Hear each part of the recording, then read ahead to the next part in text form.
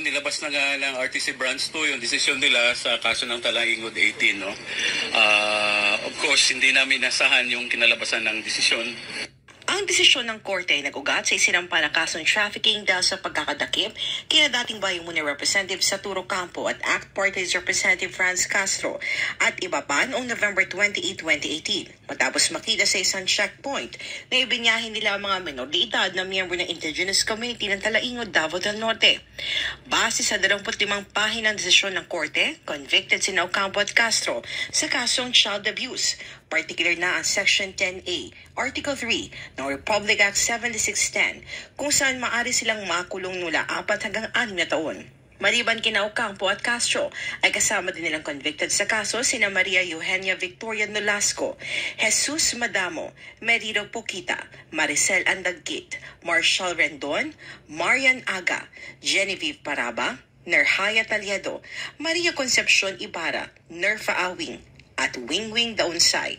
Habang acquitted naman sa kaso sina Pastor Edgay Ugal, Reverend Ryan Magpayo, Eller Ordeniza at Reverend Julie Jaime dahil sa kabiguan ng prosekusyon na patunayan na sila ay may sala. Magugunit ang inirason ng kampo ni Ocampo at Castro na nagsasagawa lang daw sila ng rescue mission dahil biktima daw mga guro at estudyante ng Salupungan School sa Talaingod ng harassment mula sa mga tribal leader at militar. Pero sa kabila nito ay nakita ng Regional Trial Court Branch 2 ng Tagum City, Davao del Norte na nagkaroon ng pakikipagsabwatan sina Ocampo at Castro at iba pang akusado para pagsamantalahan ang tiwala na 14 na menor de edad na miyembro ng indigenous community.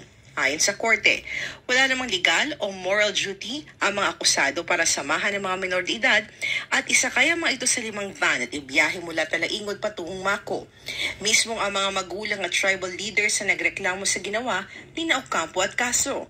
Ang nais lang naman nila ay ipasara ang Salupungan School sa kanilang lugar at umalis sa mga guro nito.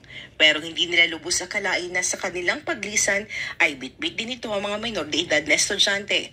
Matatanda nag-imbestiga ang Department of Education noong 2018 at iniutos ang pagpapasara sa naturang Salupungan School. Kasunod ng reklamong natanggap na tinuturuan ng mga estudyante dito na magalit sa gobyerno. Napatunayan din ang koneksyon ng paaralan sa komunistang teroristang grupo na CPP, NPA, NDF.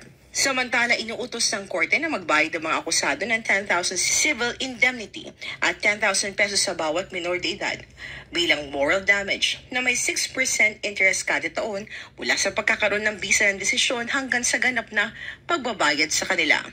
Samantala, isang welcome development naman para sa provincial government ng Davao del Norte ang nasabing desisyon ng korte. Patunay ito na narapat harapin ni Ocampo at Castro ang katotohanang nilabag nila ang batas. Ibig sabihin ay talagang nagkaroon sila ng violation tungkol doon sa case na i-file against sa kanila.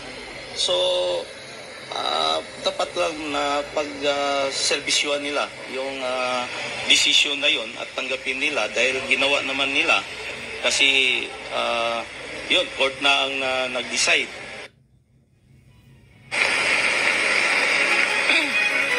Yan. Ano? Ayan na. Ocampo.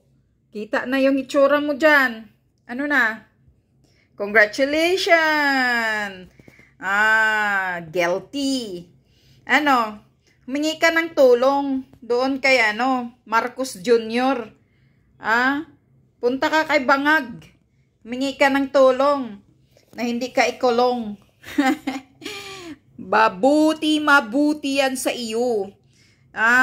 Dahil yung bibig mo, ang galing-galing mo manira kay Duterte, kay Tatay Digong. Ikaw pa talaga ang malakas na boses doon sa House of Representatives na, ipatawag natin si PRRD, para imbestigahan. Imbestigahan sa sa mga judicial killing sa war on drugs. So ngayon, ikaw ang nauna sa kulungan ngayon. Magsaya-saya ka na doon. Hindi pa naman kayo magkasama ni Sator Ocampo sa isang kulungan. Yan ang nababagay sa inyo.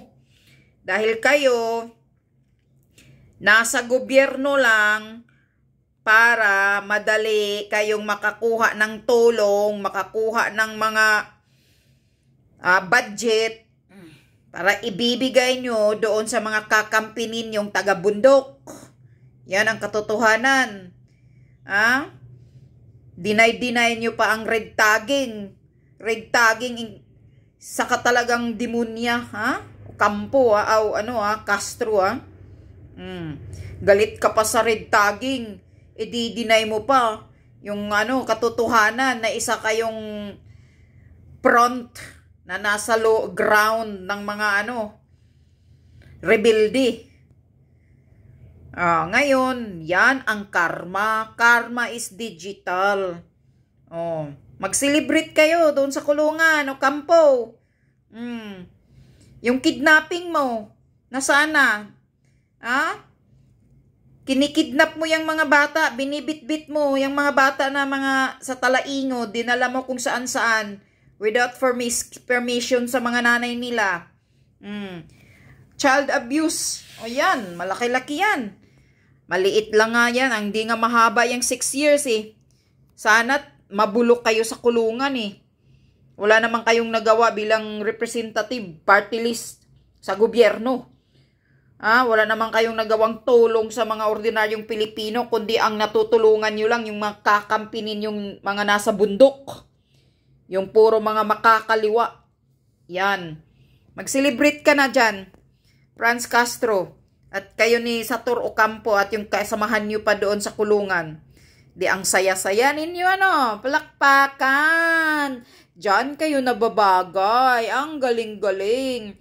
Kaya yun ang sinasabi. Huwag kayong mag-abuso. Kasi akala nyo nasa gobyerno kayo, lagi kayong nasa itaas.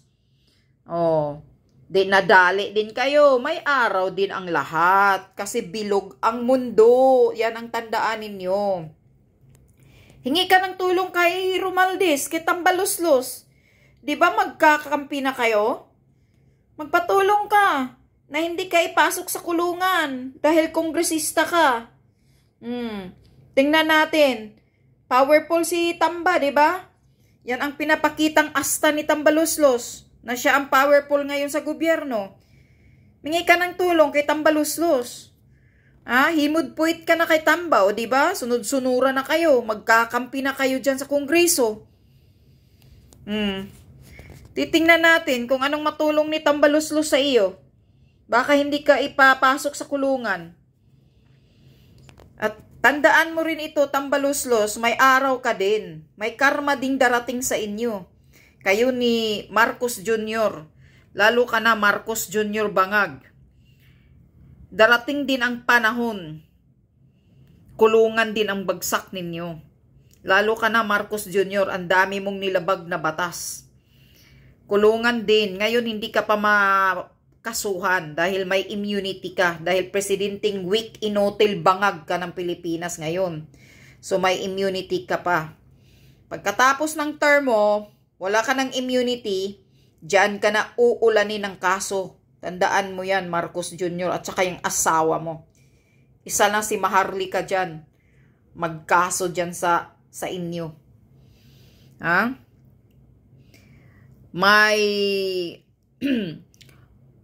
May dadatnan kayong kulungan sa huli. Yan ang tandaan mo, Marcos Jr. Kaya wag kang abusado. Wag kang magbingi-bingian na kahit bawal sa batas, ginagawa mo. Sana nga, tingnan nyo si Trump ngayon. Diba si Trump? Marami ding kaso ngayong hinaharap na hindi na siya presidente, pero ngayon tumatakbo siya pa rin ng presidente kasi hindi pa siya convicted. Pero sana mananalo si Trump ngayon para mahila na yang mga IDCA bases na andyan sa Pilipinas. Dahil ayaw ni Trump ng ganun. Dahil utos lang naman yan ni Alzheimer, yung dimensyang presidente na si Biden na matanda. Yung mga ganyan, gusto ng gulo. Ayaw ni Trump ng gulo. Si Trump, economy, business, ang niya, magiging pagdala niya ng sa Amerika bilang presidente. Kaya sana mananalo si Trump para maalis na yung mga IDCA bases dyan sa Pilipinas, maibalik sa Amerika yung mga siraulong andyan ng mga idkabisis na gusto lang ng gulo sa utos ng isang dementia at Alzheimer nilang matanda. Yan yun. Sige, mag-celebrate na kayo sa loob, palakpakan. Palakpakan, si Franz Castro, kulong na. Convicted na sa kasong child abuse. Nasaan yung kidnapping? Kasali ba dyan ang kidnapping? Mag-celebrate na kayo, ha? Sana mamamatay kayo sa loob. Mabubulok kayo doon sa loob ng kulungan. Mga hinayupak kayo. Wala kayong silbing. Mga salot kayo sa lipunan.